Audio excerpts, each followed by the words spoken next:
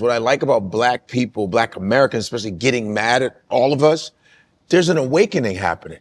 We know now. And that's what I like. When they go, I don't like the way you say, I was like, I'm kind of digging it because I've always been reading about this kind of, I've been around activists my whole college life. So I like there's an awakening. I don't like when no one cares. I like when cats is like, yo, I didn't like that thing you said about, I said, great. Remember when we had that one-on-one? Yeah. We had to have a one-on-one. We had a one-on-one. He said something, and they were like, yo, man, your boy, dog. What's wrong with him? I said, first of all, he played in the NFL. It's very black. Right. Okay. He played in the NFL. He was a damn good linebacker. His brother was linebacker. So first shut up with that. And so we went one-on-one. I said, why don't we do a one-on-one so you can explain yourself? But we did that. And it's okay though. Because this is like what we're having real conversation. I think you've explained stuff the best though. You're what you But you know what else? You know, a lot of times we say something else. We all make these cultural snafus. But normally it happens in somebody's kitchen where they go, nah, don't say that. Right. Don't do that.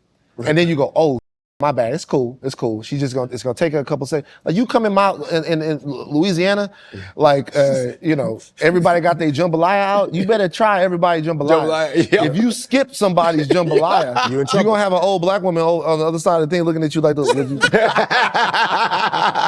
That's fact. You're not hungry, mother. Fact. You know what I'm saying? So I'm glad you told me that. I'll know when I go down there. They put the food out, man. Try the food. You gotta bro. eat it. You gotta eat it. Like, bro, try the food, bro. Like, but normally that doesn't happen in front of like 140, 150 million people. You get to learn. This is why you get to be a human being. You get to be a human being, man. Sorry, I didn't mean to hit your shoes like that. Yeah, broke your toe. Because like what I loved about my football experience, talking about just the people from different worlds. I'm a huge Michael Jackson fan, and like I said, you know, I want to make sure I preface this right because I grew up in Crenshaw. I didn't have white friends, right? And I didn't have I only knew white teachers, but I didn't have white friends.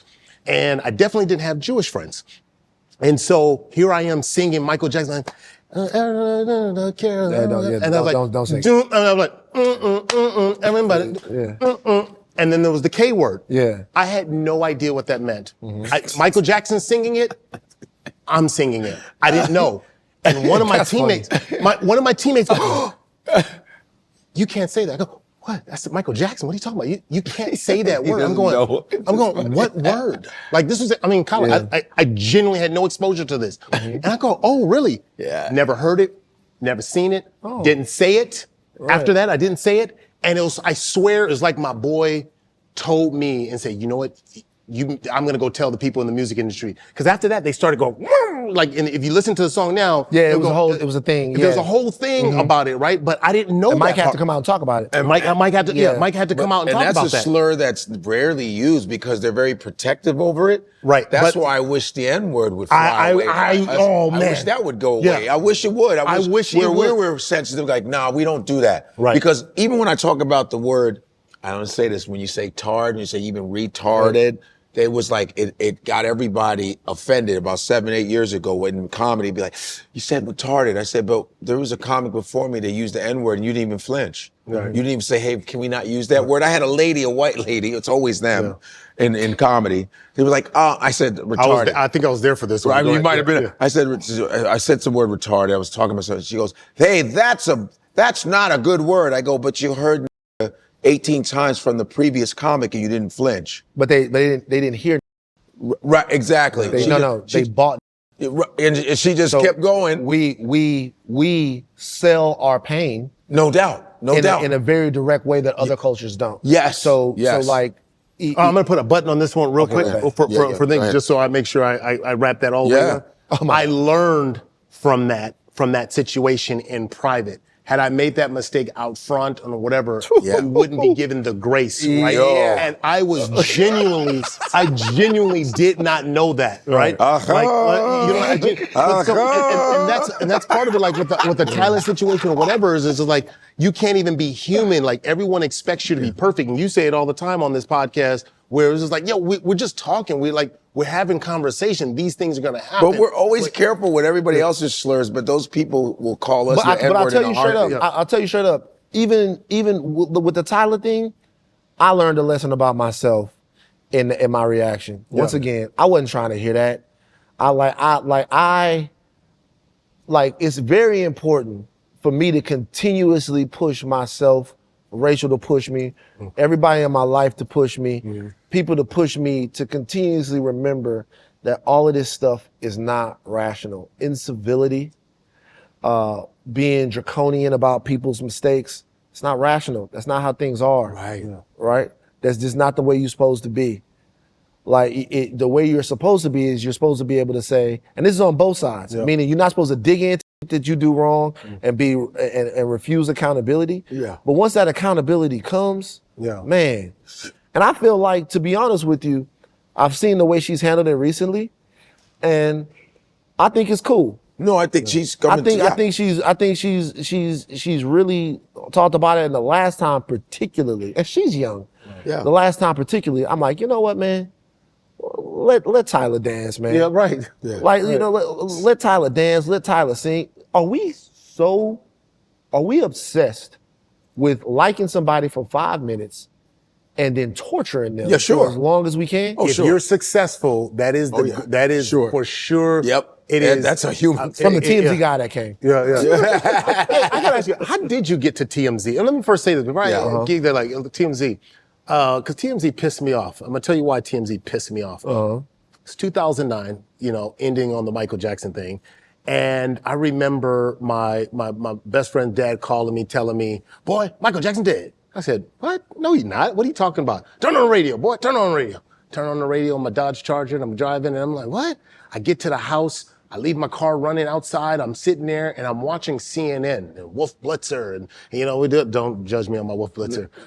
It's the something room. This is the situation room. This is Wolf Blitzer. But I'm sitting there and I'm watching, hours are going by, and then all of a sudden the news break, TMZ is now reporting that Michael Jackson dead at the age of 50. I'm like, F these people. What is a TMZ? But from that point on, it legitimized TMZ. And then it wasn't until like an hour later, CNN then, we can now report that Michael Jackson. I'm like, these people got it first? How did you get to TMZ? And was that the legitimization of TMZ in 2009, to me, in my opinion? Is that what attracted you to TMZ? How did you get to TMZ, and what was that story like? I started off at TMZ as a tour guide. As a tour guide? Wait, what? Yeah. 30 miles on. 30 miles on as a tour guide. So like, there was something called the TMZ Tour. They still have it. Yeah. It's the TMZ Celebrity Tour. It used to be the TMZ Hollywood Tour. Oh, where you look like you're in the bus. safari. Yeah. So, safari, celebrity safari. Yeah. And so I started off as a tour guide. So I was a tour guide, and with the microphone, I would tell little jokes on my tour. So I would write little jokes on my tour. And Harvey took the tour. He heard me tell a joke, and then after he heard me tell that joke, he was like, "I want you to come on the television show." The joke was, so we would stop by. My tour days were fun. It was a fun time. Wow. So we would go by the Hustler store. And that's my spot. Hustler Hollywood. We'd go by the Hustler store. And I remember I stopped the bus, and I was like, I would stop the bus by the Hustler store, and I'd be like, you guys have no idea how important Larry Flynt is. He's one of the most important civil rights leaders of all time. And they were like, the bus would be like, Larry Flynt? And I'd be like, yeah. Like, you guys want to know how Larry Flynt is one of the most important civil rights leaders of all time? And they go, yeah. I go, Larry Flynt reportedly was shot because Hustler was doing interracial photo spreads. Black man, white woman. Somebody got mad about the racism, they shot Larry Flynt. I said, Larry Flynt is important because he took a bullet for my ability to sleep with white women. That's hilarious. That's a good one. And the place is going crazy. The bus used to lose it. And I remember Harvey was on this tour. He was on the bus. He was just having to be on it? He would come and take your tour. He had quality control. That's a very thorough guy. And by the way, sisters, I was joking. Come on, man.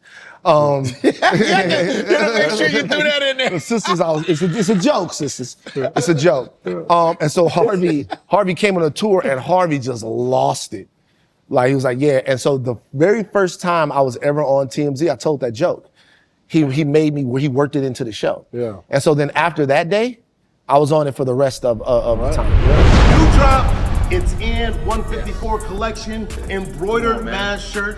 We got the soccer jerseys Wow. in. Gold. You can see it. Come on, you know what you gotta do. 154africa.com. Go get it. Stop wasting time. Look,